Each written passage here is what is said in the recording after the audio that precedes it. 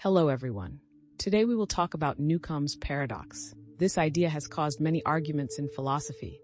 We will look into its interesting ideas and effects. So what is Newcomb's paradox about?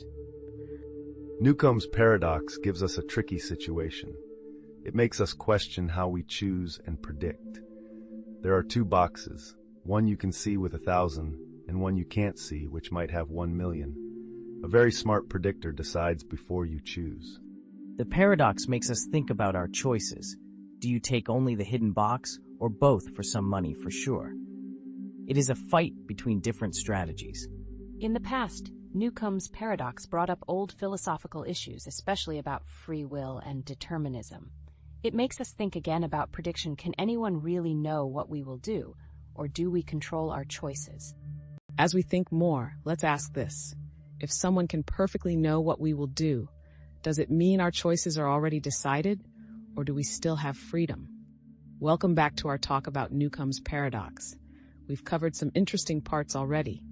Let's go deeper into what I call the paradox of choice. Here, we talk about being logical versus knowing the future. How do we balance our ability to choose against perfect prediction? You're right, Michelle. Some people say if the predictor never makes mistakes, picking only the hidden box is the smart move, because they will have guessed that and put the 1,000,000 there. It's like trusting their ability to predict more than your own choice. But most people usually want to take both boxes. It's simple. No matter what the predictor thinks, one box always has 1,000. That's a sure thing. This choice feels practical. You get more by not caring about what the predictor thinks. In the past, this problem touches on big ideas about free will and determinism. Philosophers like Kant have wondered if our actions are already decided by things we cannot control, and Newcomb's paradox talks about this again. If our choices can be perfectly guessed, is that believing in determinism? These ideas make us think a lot. So if a perfect predictor is involved, are we just doing something already decided, or is there more to free will than just choosing? Let's look at how Newcomb's paradox is used in economics and behavioral science. How do these fields use such a confusing idea? In economics, Newcomb's paradox questions rational thinking. It shows situations where two smart choices can give different results. Economists use it to study decision-making when things are uncertain, especially with predictions and market actions. Yes, Guy. Economists use models to predict what people will do. Newcomb's paradox shows how hard it is to predict, leading to strategies like game theory. For investments or consumer choices, seeing that human behavior is hard to predict is important. In behavioral science, the paradox shows how people have thinking and decision problems. It asks if people always make the best choices when others try to predict their actions or when there are outside pressures. This can help with making rules for advertising or planning for society. It's interesting how a philosophical problem can affect how we make decisions. How do these uses change how we see free will and blame in our choices? We've looked into interesting parts of Newcomb's paradox. We found out what it could mean in philosophy and economics. Now, let's look at the science. Can perfect prediction really be done? That's an interesting question, Michelle.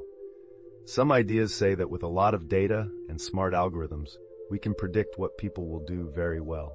But even with perfect data, people can still act in unexpected ways. This makes it harder. Even the best algorithms, like AI ones, have limits. They predict based on data, but surprises in human behavior make it hard. No model can know every reason people make choices. In the past, prediction was based on determinism, meaning everything was caused by something before it. But chaos theory and quantum mechanics show not all things can be predicted. Small changes can lead to big differences. This matches the surprises we see in how people act. It sounds like perfect prediction is more like a dream than reality. Does this impossibility actually keep our feeling of free will, even if determinism is true? Let's talk about the Newcomb's paradox. Are we really free to choose, or is everything already set for us? It's a deep question about how we make choices. I find it interesting. If the predictor is always right, maybe our free will is not real. Our choices might just be part of a bigger plan, with every decision already known. That's a good point, Guy.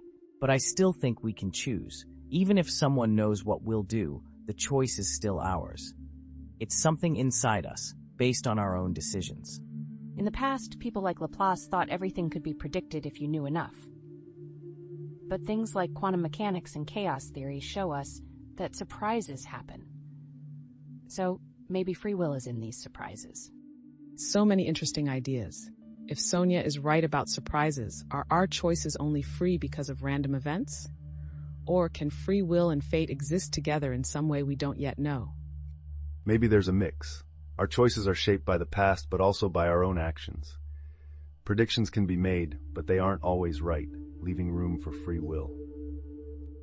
Yes, and this could be where human creativity and surprise come in, beyond what anyone can predict. It's a mix of what we control and what we don't. This idea fits with existentialism, which says we are shaped by where we come from, but can choose our own path. So maybe we need to accept both ideas. It's exciting to think we might soon understand free will and fate better than we do now.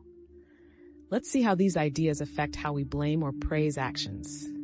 It's key as we finish our talk today. Okay, as we finish talking about Newcomb's paradox, let's get into this. Can we choose freely if our actions can be predicted, or are we on a set path? This is what we are discussing today. I think if someone can predict what we will do, it makes us question free will. Maybe our choices are decided by things we don't know, like following a script we haven't seen. Here's what I believe. Even if my choice is guessed, making that choice is still mine. A prediction doesn't stop me from deciding. What we do comes from our own thoughts and values.